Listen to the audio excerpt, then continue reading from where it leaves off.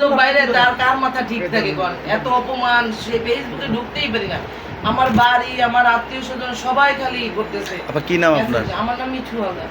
মিঠু হালদার। আপনার গ্রামের বাড়ি কই? গোপাল হসপিটালে পড়া।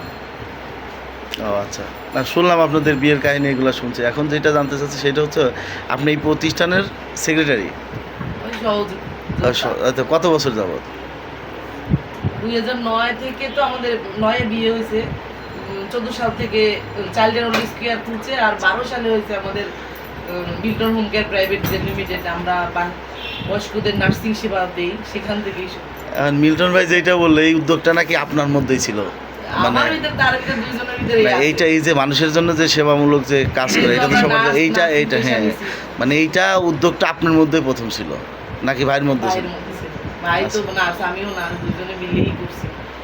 ওর উদ্যোগটা সে, আমি পাশে খালি। আমরা যখন শুরু করছিলাম ওটা হঠাৎ করে শুরু করছিলাম, আমরা আসলে এরকম আশ্রম হবে, আমি সেলিব্রিটি হয়ে যাবো, আপনারা আসবেন, এরকম চিন্তা আমাদের মাথার ভিতরে আমাদের চিন্তাটা ছিল একজন মানুষকে হেল্প করা, বুঝছেন? আমরা একজন মানুষকে হেল্প করতে আসছি। আপনি কি এখনো চাকরিতে আছেন? হ্যাঁ, আমরা কখনোই ভাবি না যে এই প্রতিষ্ঠানে এত দূর আসবে বা এত হট্টগোল হয়ে যাবে আজকে। বাংলাদেশের মানুষ আপনি যদি তুলে ধরতে পারেন না, এই দেশের মানুষ আপনার দিকে সাপোর্ট দিবে। হ্যাঁ, সাপোর্ট দিছে তো, মানুষ সাপোর্ট তো দিছে বলে এই জায়গায় আসছে। আপনাকে একটা জিনিস বলি, আমি কিছু ডকুমেন্ট দেখাই আপনাদের। প্রথম আলো থেকে শুরু করে সব মিডিয়া বলছে এতদিন মিল্টন সমদ্দার ভালো। আপনি তো জাতীয় পুরস্কারও পাইছেন। হ্যাঁ, পুরস্কার পাইছি, আমার 3টা গভর্নমেন্ট পুরস্কার আছে। তো আপনারা কি বলেন, আমি যাচাই বাছাই সারা প্রধানমন্ত্রীর হাত থেকে আন্তর্জাতিক পুরস্কারগুলো পাইছি। তো তদন্ত হয়েছে, যাচাই বাছাই করছে আমরা পাওয়ার যোগ্য কিনা, তারপরে তো দিছি। আমরা কি অঙ্গ বিক্রি করব? এই জায়গাটা তো থাকা লাগবে। আমি একজন গভর্নমেন্ট জব আপনাদের বলি, যদি বলেন দাদা আপনাদের লাভটা কি কইরা ভাই, বাংলাদেশে তো মানে এখন যে আমি যে পর্যায়ে আছি আমার তো লাভ আনলাম। আপনি কেন আসছেন আমার সাথে দেখা করতে? আমি ভালো কাজ করি, একটা ভালো মানুষ দেখে আসছে।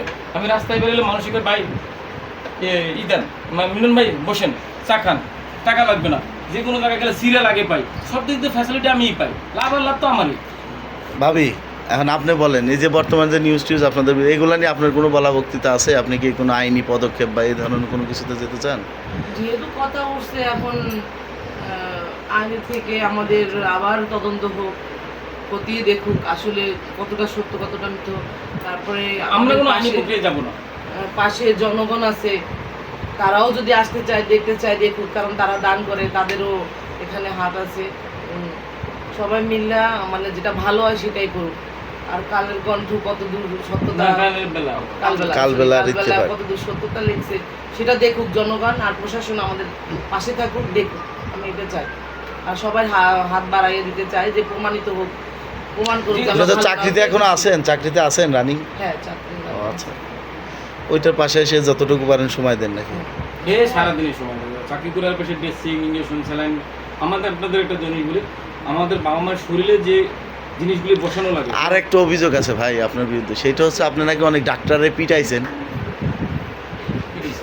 হ্যাঁ, আমি মানে ডাক্তারে পিটাইছেন কি জন্য? আমরা গেছিলাম